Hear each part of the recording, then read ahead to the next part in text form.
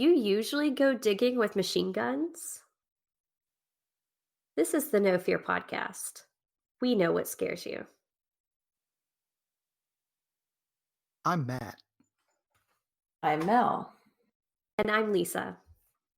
and this is the No Fear Cast, podcast where we dissect horror and all the things that scare us.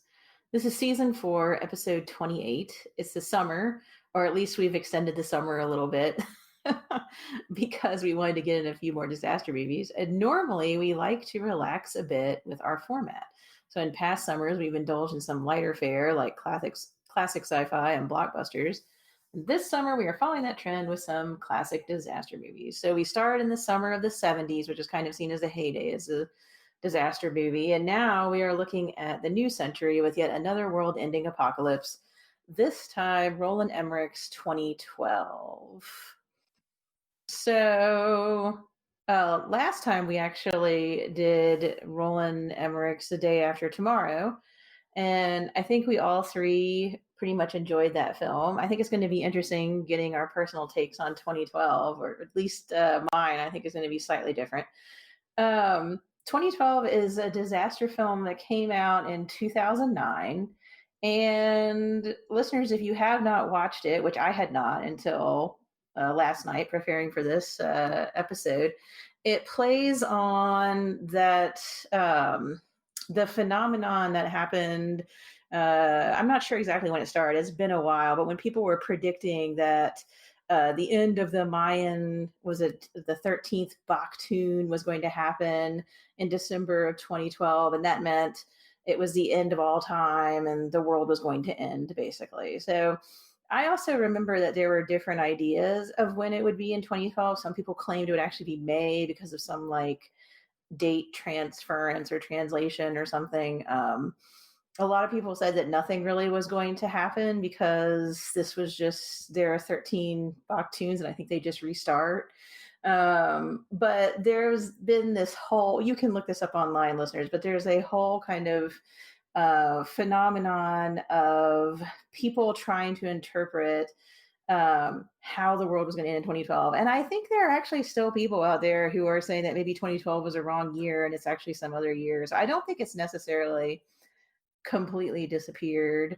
Some of the scenarios are the one that the movie plays with, which is the idea that there's going to be a huge solar flare, possibly caused by some sort of lining up of the planets in some way, which then will, mess up the Earth's magnetic poles. And I'm not even, all the technobabble is difficult to get through, but then make the crust shift or whatever, messing everything up on the planet. There's another weird conspiracy theory about this mythical planet called Nibiru, which was supposed to hit us in 2012 and either blow up Earth or like the aliens would get somehow from Nibiru and come here and invade us.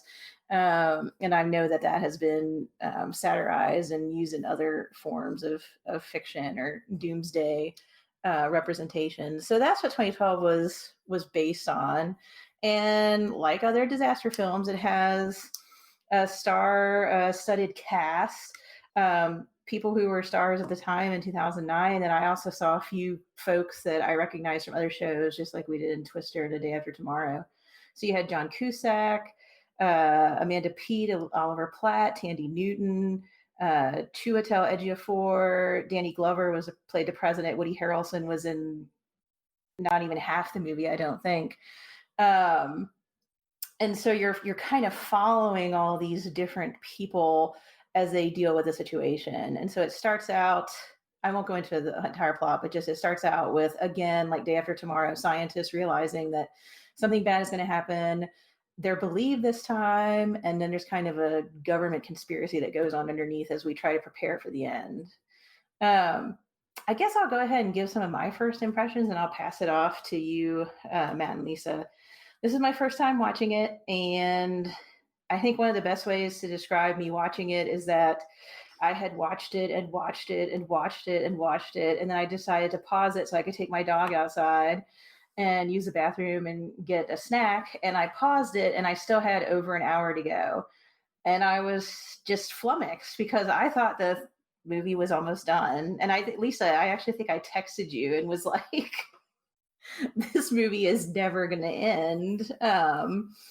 And it reminded me of my experience watching Airport when I paused it at one point just to see how much time we had left. And it was like a certain amount of time left and nothing had happened to the plane yet. And I was just kind of like, So I think of all the disaster movies, this one, Cassandra Crossing, and Airport were the ones I was just like, what? Like, I've seen three movies now. Like, when is this going to resolve?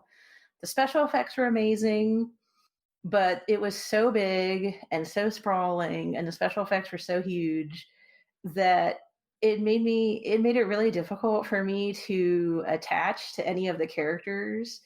And there were times when I just well, when they did the cars jumping out of the plane as it was crashing, I was so yelling, it was preposterous at the screen that I wasn't even like in it or suspending my disbelief anymore. So for me, it was too much. It was over the top and it was difficult to connect with the people. It was entertaining. I'm glad I finally watched it since I never watched it before. I don't know if I could sit through it again, though I think I might like to see some of the special effects again. I did care about the scientist. The president seemed like a great guy. He was good. I was glad his daughter and the scientist became friends, and maybe we're gonna, pursue a deeper relationship. That was great. But for me, this movie was the least connection I had with the characters. I think of almost all the disaster films, even Cassandra Crossing. Like, I cared about the doctor and his erstwhile wife.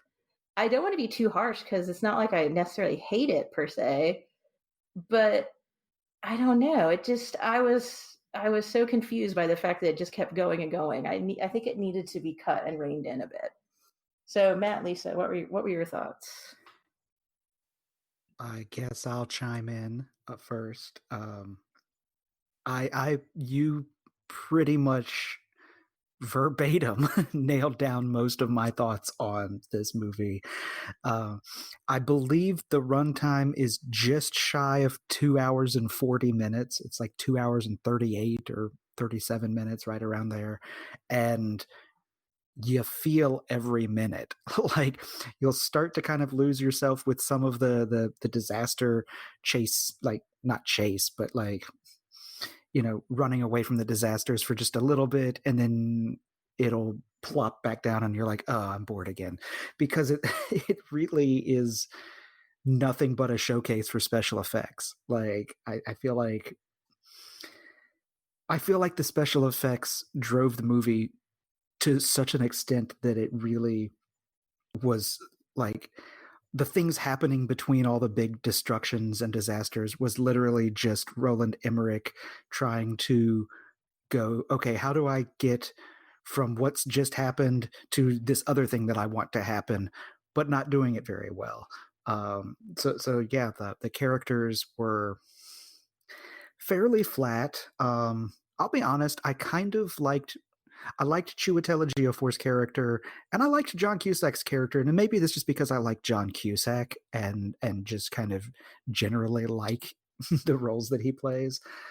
But yeah, there were so many stories spread across the thing that it was hard to find a center. Like, oh, are we supposed to really be focused on John Cusack's character? Yeah, but then also here's Chiwetel Ejiofor, and here's also more stuff going on over here as well. And then some of it kind of comes together a little, but not really. It just, yeah, it was one of those. I completely agree. It should have been trimmed down a bit and streamlined in order to really make it a better movie. But I mean, it had moments that I liked, but overall, I probably would not want to watch it again. So I remember watching this one in the theater.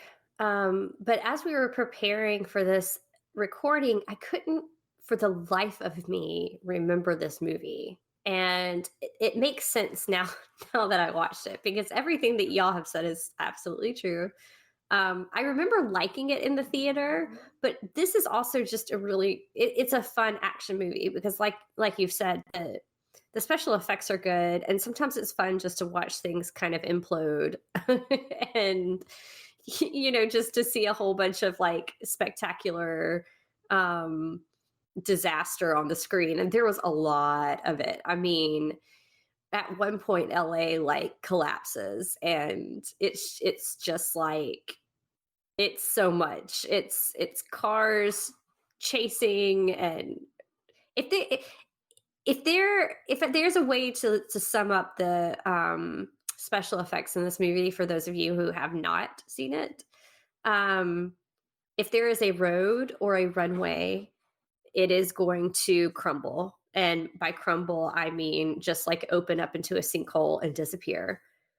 If there is a building, it is going to collapse.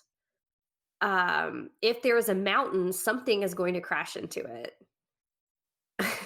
I think at one point there were several scenes of cars actually and planes, now that I think about it, going through like buildings that were already in the middle of collapsing. Um, so I understand why I enjoyed it in the theater, because if you're sitting there with a bunch of friends and you've got your bucket of popcorn and you've got your candy and you've got your soda, it's fun. It's fun to watch that on the big screen, and it's just sensory overload. But now I also know why I don't remember a plot because it was several movies at once. In fact, I was looking at this, and having watched it again, I guess, even though it was kind of like the first time, I noticed some comparisons between movies that we've watched it in this summer of disaster. For one thing, a very popular thing to do in movies from like the mid 90s on is to open in space, even if they have like none of the plot happening in space. This one did that. Also, if you're going to show a global disaster movie, all you've really got to show is like India and America, and then maybe briefly like Paris. And I think that's just like shorthand for, okay, this is a global disaster movie, because this also had that weird little subplot. It was not even a subplot, it's like a subplot of this little family in India. Little, I mean small, being like a mom and dad and son that you get to know. And so I guess you're supposed to feel something when they eventually die. But what I couldn't figure out, and maybe you guys can help me a little bit with this. Why was John Cusack in this movie? Like his character. I understand why they wanted John Cusack. I'm like you, Matt. Generally, I enjoy his movies, and I think he was compelling to watch, and I enjoyed him in this role, and I bought his character a lot more because he was playing him. But when you look at it all, like I understand Chiwetel Ejiofor, because he was this like geologist who was working with the astrophysicist, and he's the scientist who is setting off the alarm bells and saying this is happening.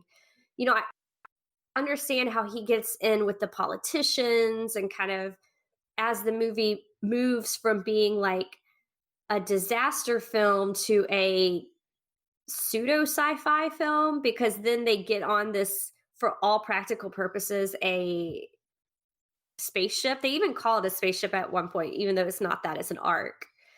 But everybody kind of dresses the same, like it's very spaceshipy. So it kind of morphs. So you kind of see how all these characters are playing out. And honestly, I think if you took John Cusack's character out, like his whole like family plot line, and you trimmed down the movie that way, it still would have been like a true, like, I don't know, it might have been a better movie, because this is, y'all, John Cusack, let me just tell you his plot when you remove it from the rest of the movie, okay? He's divorced. He takes his kids on a camping trip. Where did they go? I think Yellowstone. And everything's locked up, like some weird government secrecy. So it's almost like an Area 51 type thing. But what does he do? He decides to basically trespass with his children. Um, he sees all these people with guns, and rather than being like, "Oh, we're in the wrong place," he walks up and starts talking to people. And I'm thinking, who is this guy? And you find out he's this like failed sci-fi writer who the scientist just so happens to be carrying his book. And I thought, okay, if he had not had his book in his bag, none of this would have happened. Like the rest of the movie would not have happened. And this is why I wonder if John Cusack's character is extraneous at this point, because he realizes that he's this author that he's reading and that he likes his book. And so I guess that's why they get off and they're not like arrested for trespassing on government secrets. But his family is allowed off. Then he just so happens to meet Woody Harrelson's character, who plays this like conspiracy theorist, but who just happens to be the conspiracy theorist who's right and has a map to where he can be saved once everything starts happening. So there are two already really unlikely things that, and then you find out the third really unlikely thing is that he is a limo driver for this very wealthy family that has tickets to get on the ark. And I was just like, okay, so if any one of those things had not happened, his family would have just crumbled with Los Angeles, right? I mean, am I wrong in reading this? But I feel like every character in there belonged in the movie, but John Cusack's character, I don't understand. I don't understand why his plot line was there, other than for there to be a family in peril that you're following. Yeah, I agree with you that that would have been the easiest plot line to cut because, yeah, just how on earth is this guy going to be the scientist's father's favorite writer? And even John Cusack's character even says, I think, at least once, maybe twice in the early part, like, what a coincidence. Can't believe that happened. And I'm like, wow, they even wrote the preposterousness of this into the movie because he hears the conspiracy guy on the radio and then the helicopters come over and he's like, ooh, that's coincidence. And then, yes, twice. And then he realizes the conspiracy guy is doing the radio program right next to their tent. Yeah, the vast majority of what happens with them is just didn't make like, of course, he's an amazing driver that gets him out of LA while it's cracking around them. Of course, the his ex-wife's significant other can fly a plane well enough to get them out, even though he hasn't, I don't think, passed any tests or, hasn't needs to know how many engines there are on the plane before they can take off. I mean, yeah, of course the conspiracy guy has the map that they need to know they need to go to China. And then of course they get to China even though they have the tiny plane because yeah, he knows the Russian dude who bought his way onto the ark. It was just really kind of torturous connections to make it Mel, work. I hate to interrupt you, but my favorite plot point you just completely jumped over, which is that the plane did not have enough fuel to make it to China because Hawaii was on fire. So they were prepping for a water landing. But because the Earth's crust shifted by 1,400 miles, they actually made it to where they needed to go. And Oh that's about the point. If I had not been watching this movie for the podcast, that is the point where I would have paused it, thrown my hands in the air, said a couple of obscenities, and said, I'm not finishing this. Well, and his family becomes another weird plot point because they're the reason the gears muck up and the ark can't close its door properly. So it's really weird. Like he almost sacrifices himself because he's like, we caused this problem. And the people on the bridge don't know that they caused the problem. And so they're like happy that this has proven their theory that we should all take care of each other and have empathy, which is great. That's great. I really love that lesson, but it didn't mesh with the other stuff that was happening. I don't know. It was so much like my brain just couldn't put it all together. But you could have easily rewritten the reason why the arc started to fail and just trying to get all the masses of people on without having John Cusack's family there. But that's just one more thing that they kind of do that's necessary to this thing, I guess, but it also doesn't really make a lot of sense. I guess it was just a way to get rid of the ex-wife's significant others that John Cusack and his family could be a family again. It was just Yeah. so Well, ham-handed. that was weird that I thought about that too because I was like, John Cusack gets to be the hero in the end, but he also caused the problem that he was having to then solve. Like by I don't know, by them sneaking on the way they did. That caused everything to jam up that he then had to go back and fix. So that was another thing where I was just kind of like, yeah, if they hadn't been there, then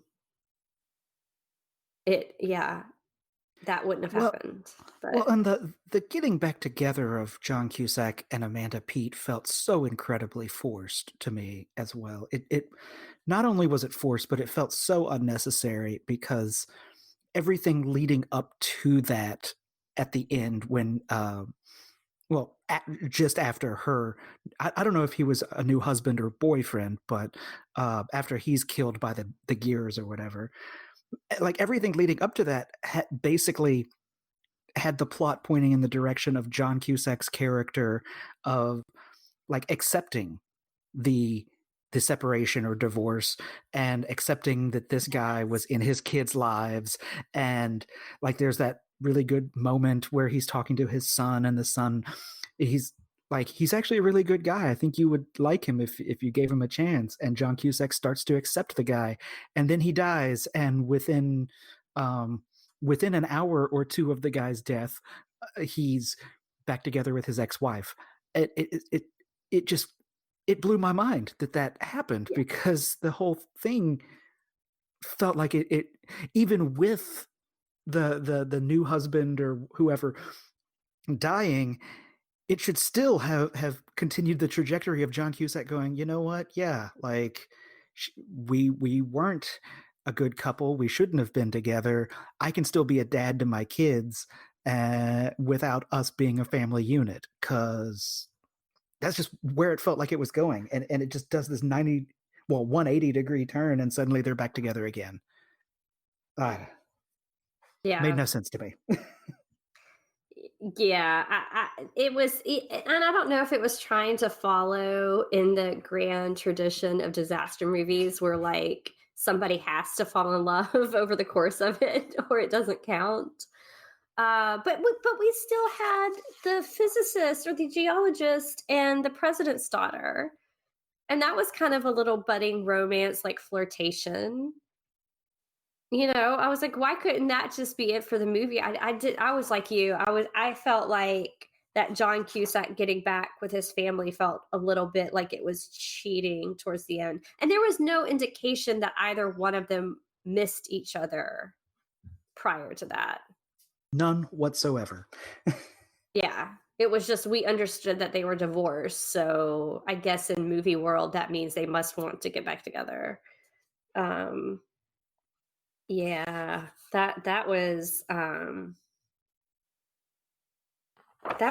really weird. And can we talk about too, like things that didn't fit in?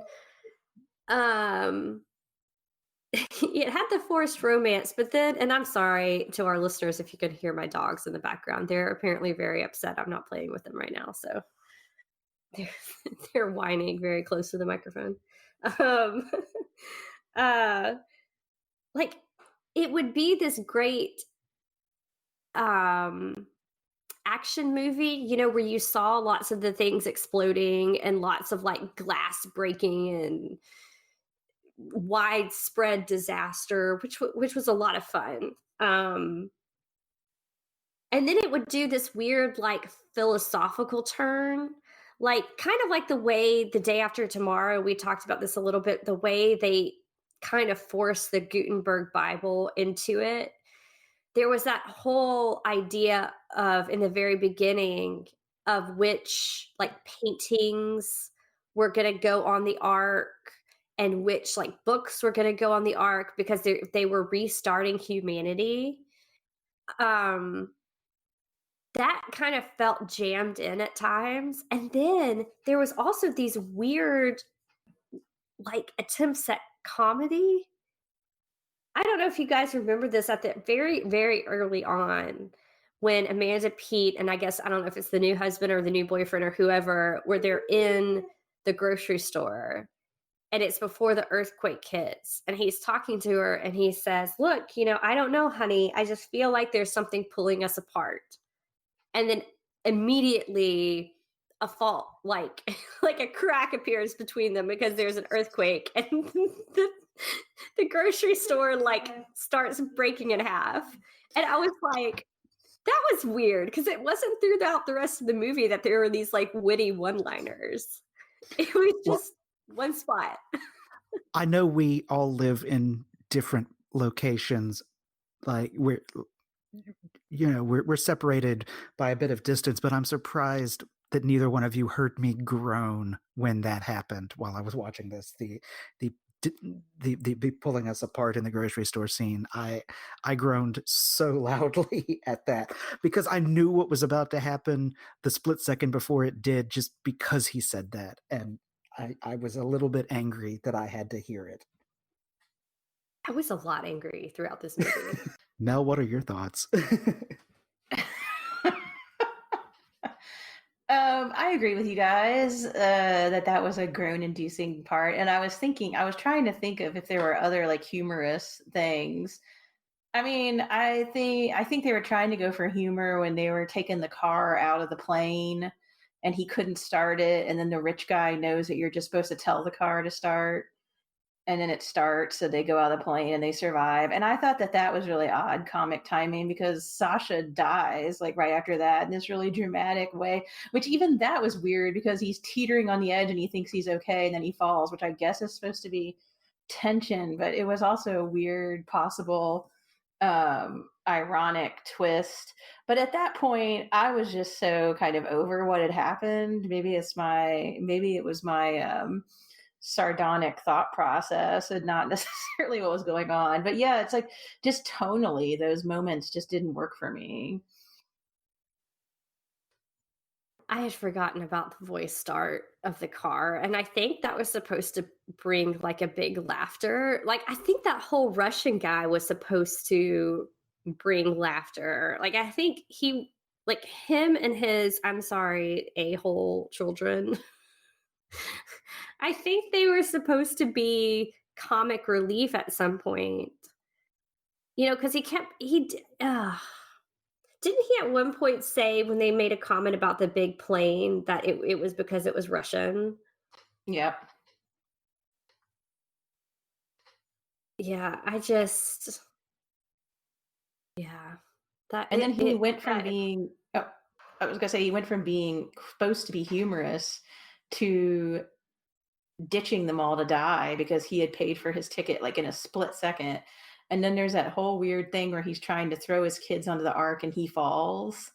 Like that whole it was almost like Keystone Cops with the climbing up and the going down, the jumping to get on the bridge and whatever. And then all of a sudden it gets disturbing. Now that I'm thinking about it, there were some odd tonal shifts. I did like it when yeah, I didn't understand why they had to try to redeem him at the end when he starts to like throw his children on. Um I mean, I guess they wanted to show him as human, but like they had been so terrible up to that point. I did the one kind of, I guess it wasn't quite a one liner. It was the one action, I guess, is what we'll say is when the blonde girlfriend of his, she sneaks on and he sees her sneaking on and she gets the dog to follow her because I was like, yay, the dog's getting saved. But when she just right before it closes manages to stick out her hand and flip them off, I did appreciate that because I was like, yeah, we all kind of hated hated your boyfriend. Yeah, because he'd been terrible throughout the whole movie, and then at the very end the movie tried to redeem him. The movie did that with a lot of it, a lot of people, even the kind of evil politician, um the one who kind of usurps power after the president decides to stay behind. His chief of staff, he has no place in the chain of Yeah, command. Yeah. right. But he kind of steps up and says, "Well, I'm in control now, I guess," and nobody challenges him on it.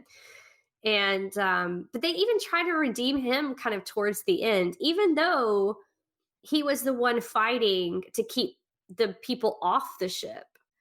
Um, and he was yelling at them like, look at what you did, you're stupid, type of thing. And they even, I don't know, this movie had a weird, like, we're going to make a disaster movie in which the whole world is destroyed pretty much, except for what, 3 or 4 arkfuls of people and animals. But we're going to make it seem like we're going to give everybody a redeeming ending so that it ends hopeful.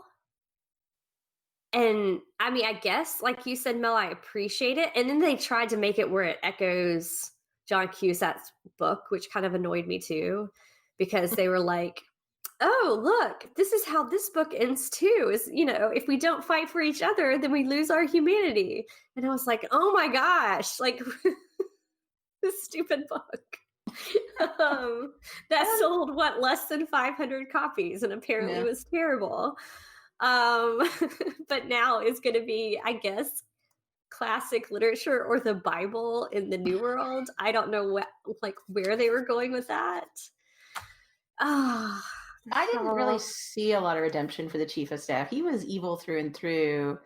Because, I mean, part of the reason the president decides to stay behind is he realizes that the chief of staff and parts of the government were doing even more like nefarious things than he thought that they were.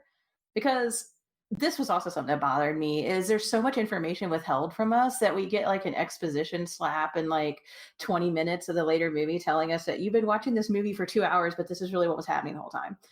And apparently they came up with this plan to make the arcs to save humanity, and all the world leaders got behind it, but they decided to keep it secret because they didn't want anarchy. I don't want to have that decision, so whatever. But the president and the world leaders, if I'm interpreting this correctly, and maybe I'm not because it was so unclear, apparently like couldn't figure out whether they should do it by lottery so people have a chance, or if it should be genetically, let's find the genetically perfect people to carry on whatever, which is really disturbing. It was a place that they went up to and then stopped, and that's what made the geologist and the president's daughter so mad. And then the president says on her deathbed his wife told him it should have been a lottery, and he feels a lot of guilt, and he wants to stay behind and tell people it's the end of the world. I think they've already figured it out at that point, but whatever. But the chief of staff had been working with other people to kill anyone who tried to tell about it. And he just was taking rich people who could spend €1 billion to get on, like the Russian dude. And so the geologist and the president's daughter, they realize, Adrian and Laura, they realize at the end of the movie that it's not a very diverse population, like coming from America, and it's just a lot of people with money. And that makes Adrian decide to give his impassioned speech using this sci-fi book that only had 440 something copies published, and to let the people on who aren't even people who would have been chosen in a lottery. They're just the rich people that couldn't get on because only 3 or 4 of the 7 ships were working. I don't know. It was just so muddled. Obviously, they were trying to create a conspiracy, like evil government people, like all the other disaster films had. But it was so muddled that the chief of staff just ended up looking almost like too evil. I mean, even the way he took power, he just didn't care. He didn't seem to care about his mother. It was almost too much for me. I almost couldn't even believe him as a character because it was all just like shadiness and murder and whatnot. But I don't know. I mean, maybe I guess that's what it would be like in real life. Was he the one? I remember him talking about his mom, and when they said, do you want to bring your mom, and he said something like, well, she's elderly and she would want to die on her own terms or something like that. Yeah, he's like, she's 89 and she says dementia and she's rather just end it on her own terms. Well, how does she know? Was he the one who had the ex-wife, and he said, well, last time we spoke, she said she never wanted to see me again, so be it? I think so. Yeah, that was him. Yeah. Yeah. I guess what I mean, like by I guess maybe like they didn't redeem him, you're right. But I think the fact that like he was portrayed as just so morally bankrupt and so corrupt and so evil. And we didn't see, I'm surprised that in this type of movie that wanted to show that like good wins and love wins and give this kind of hopeful view of humanity, they didn't have any sort of like punishment for him or Okay. Okay, I I mean see I that. don't know, like he just is shown, I'm pretty sure, smiling with everybody else as they're like, oh look, we're going to Africa, it didn't flood there. Well, he's got to survive with these people now. But no, I see what you mean. You would imagine that he would like fall off or something. Like he would die at the end. Yeah, I get Yeah, it. Yeah. Well, and I it just mean, was I could have weird. misremembered because like a lot of this movie, even though I watched it last night, is not in my head. Well, there's a lot of it in my head, and I don't know if that helps me make sense of it all because I feel like I legitimately watched three different movies last night. Because yeah, um, yeah, I still would like to see this without John Cusack, like storyline. I think they could have fleshed out some of that a little bit more, and especially if you had the president's daughter and the scientist kind of come together earlier in the film where they could have rooted out some of the corrupt practices and tried to undermine that would have been a fun movie to watch. Um but I mean, I don't know, honestly I would watch this one again over something like Cassandra Crossing or The Swarm. Like if you put The Swarm in 2012 in front of me, I would 100% watch this again. Oh, I the don't know Swarm was about just that. so entertaining. Yeah.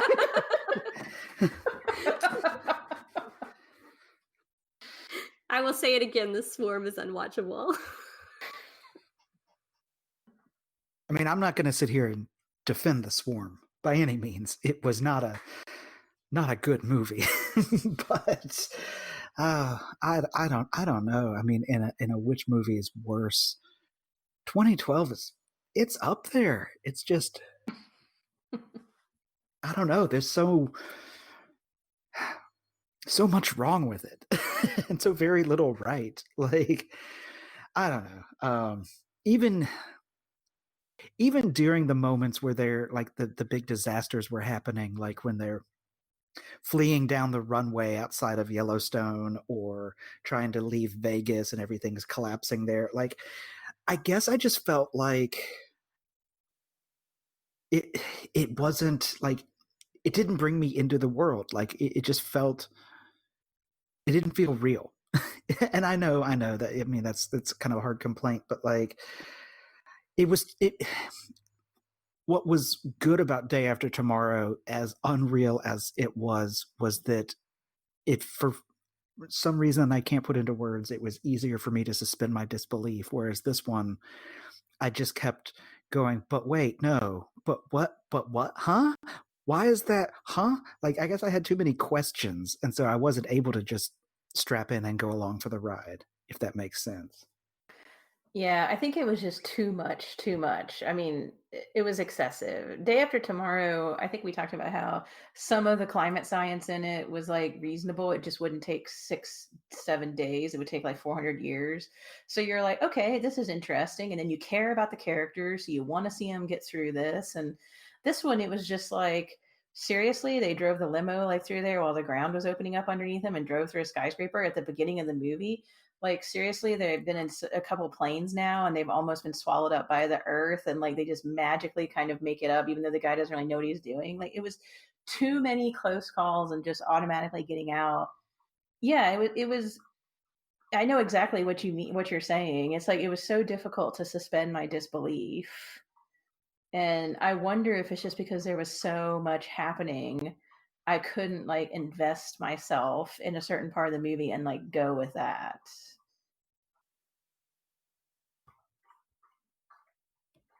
Yeah, yeah. I mean, I 100% agree. I feel like that's well, obviously I agree. um, yeah, like just too much going on with this movie. Too much. And Um, one little small point too, while you're talking about all the disasters and how ridiculous they seemed, I do not think that at any point Amanda Peet looked like she was panicking quite enough. I get that she was trying to keep it together for her kids, but at one point, you know, they they're watching like they're watching the freeway like crumble next to them. And they watch old women in a car get swallowed up by the earth in a very kind of horrific moment, I thought. Um and she's just like wide-eyed, but I was just like, woman, you are not panicking enough. Like, you are not panicking enough.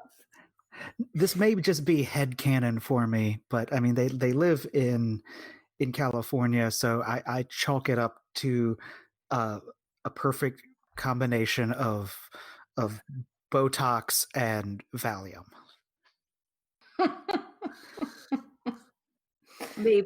Maybe, I don't know.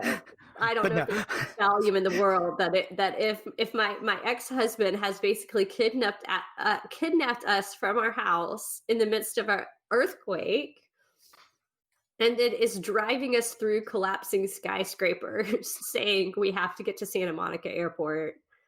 Um, yeah, I don't think there's enough Valium in the world to keep me calm the way she was. I was like, I don't know. Yeah, and I give her credit. Like she was keeping it together for the kids. You know, it was kind of like I cannot panic because if I panic, they panic. I get that, but oh my gosh. She panicked a bit when she tried to give up the kids at the end to survive to the uh Buddhist monk guy. Yes. A Um bit being the I key guess phrase. before that she just assumed because she read the script that they were going to get out every scrape. So And that they did. They she had made she had the script in her purse, so she could flip ahead. And be like, but no, okay, let's do this. you know, I hadn't actually noticed that until you pointed it out, Lisa. But you're right. Like thinking back now, like she really was like extraordinarily way too calm for the events that were unfolding around her. So I don't know if that's bad acting or bad directing or both, but yeah, and not to like poop all over Amanda Peet because she's done good things, but Oh yeah, I like this her. was not I'm a one of fan. them. This this, this was yeah. just yeah. Yeah.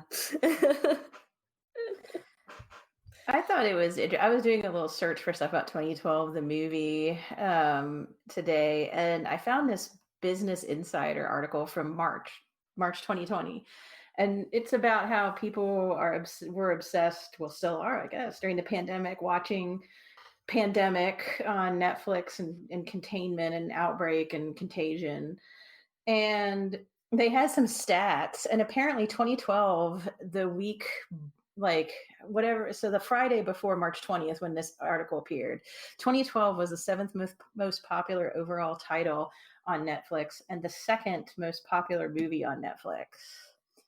And I was like, wow, I if you asked me what would America be watching if they were morbidly obsessed with a pandemic that was happening, I would say, well, I'm not going to be watching those movies, but Outbreak, Contagion, Pandemic. But 2012, that was not on my radar at all. So I thought that was interesting that apparently this like granddaddy of all special effects bonanzas apparently was tempting to folks while they were stuck home in the lockdowns. Well, I guess it's definitely an example of how much worse things could get. And if we're talking about last year, and by last year I mean March, um, then yeah, there was so much more that 2020 had left to give that Maybe we just weren't anticipating it. So, Lisa, how do you think that this fit with your disaster film rules? Well, probably not surprising. It fits really well because it has three disaster movies in it.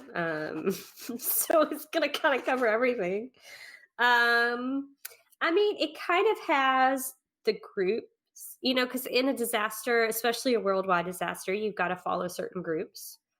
And I think that was supposed to be John Cusack's role, is that we follow the guy who,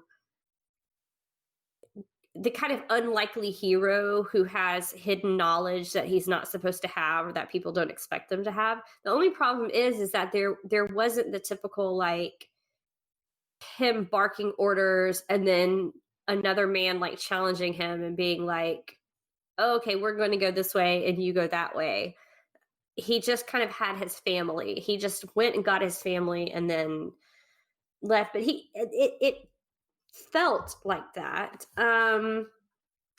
You had a good bit of kids and lovable elderly people to like pull at the heartstrings. So as far as I could tell, I mean, obviously John Cusack had his kids, and then there were the other two Russian kids, and so we were supposed to feel something for them, like, oh, this is terrible. And I did. There was a moment when they were up in the plane that had all the cars in it, and they were they thought they were going to land in the ocean, but because of the stupid tectonic plate shifting, whatever explanation they gave, and they ended up in China instead. But they were all putting on the gear in case they had a water landing. And you see them having that conversation with their children of where the kids know, like, we're probably not going to make it out of this alive. And I thought that was a pretty touching moment. And then they also had the cruise ship, which, as far as I could tell, the only reason for that cruise ship was so that we felt something for two older gentlemen.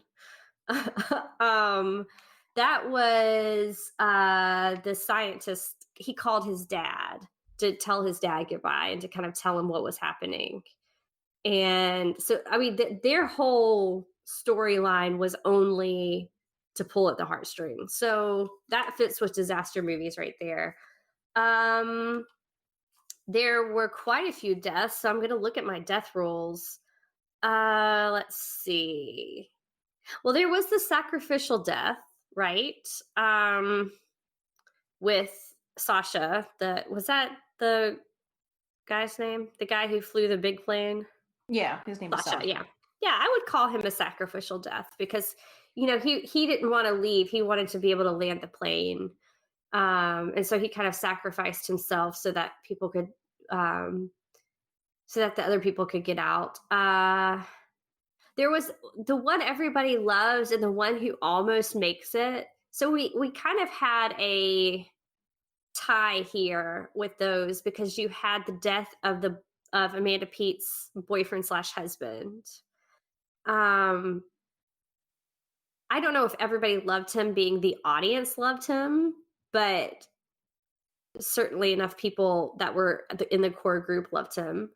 And then the blonde Russian girlfriend, I was sad to see that she didn't make it, because she drowns in that chamber by herself because they can't get the doors open in time. That was a pretty horrific death too, for considering all the others. It was a bad one. It was, and the fact that she had been a good character. She had been a very like morally good, I guess. Nice might be a word to describe her in comparison to some of the other characters we met. She seems like a decent person. She saved the dog. She saved the little girl by shoving her over. And that was a brutal death because you were kind of hoping that they were gonna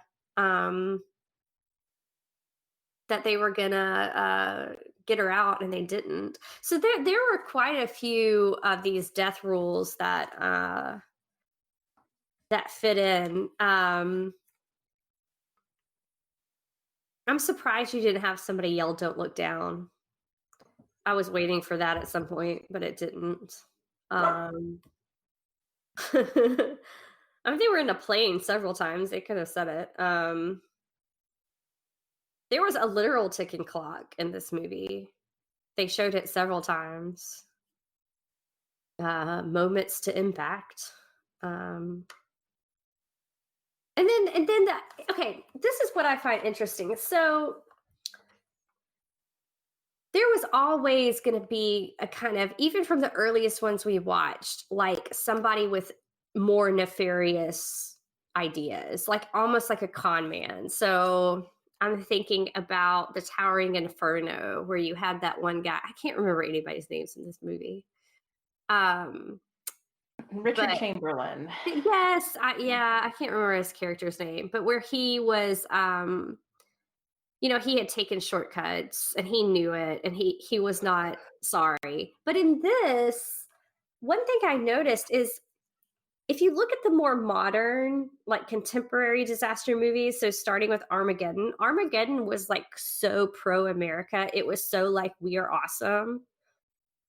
We're going to go drill a hole in this meteor and plant a flag and blow it up. Like, but then by the time you got to this, we had almost gone back to this idea of people in power and people with money are probably going to have some sort of like nefarious plans and plots. And it seemed much more cynical than where we started. I mean, looking at something like Armageddon. So I don't know. It fit in. I mean, it's a disaster movie. Roland Emmerich knew what he was doing. But we know now that just because it fits my rules does not mean it's going to be a good movie. Yeah, it may it may tick all the boxes, but it's the execution that's necessary. Well, Mel, you're right. I agree too that you can tick all the boxes and still just not stick the landing at all. And I guess, I mean, that's why we use the phrase formulaic, right? It was definitely trying to adhere to a disaster movie formula, and maybe by trying too hard to stick to the formula, that was another part of why 2012 was such a disaster on its own. And yeah, the pun was intended. You're all allowed to groan. But you know, we would love to hear your thoughts on this, especially if there are any of you listeners out there that would like to try to defend 2012, because we have been pretty harsh towards it. So if you are wanting to defend it, or just weigh in your thoughts, or let us know what you think about the movie in general, like I said, we'd love to hear from you. We really do enjoy interacting with all of you, and so we really appreciate that.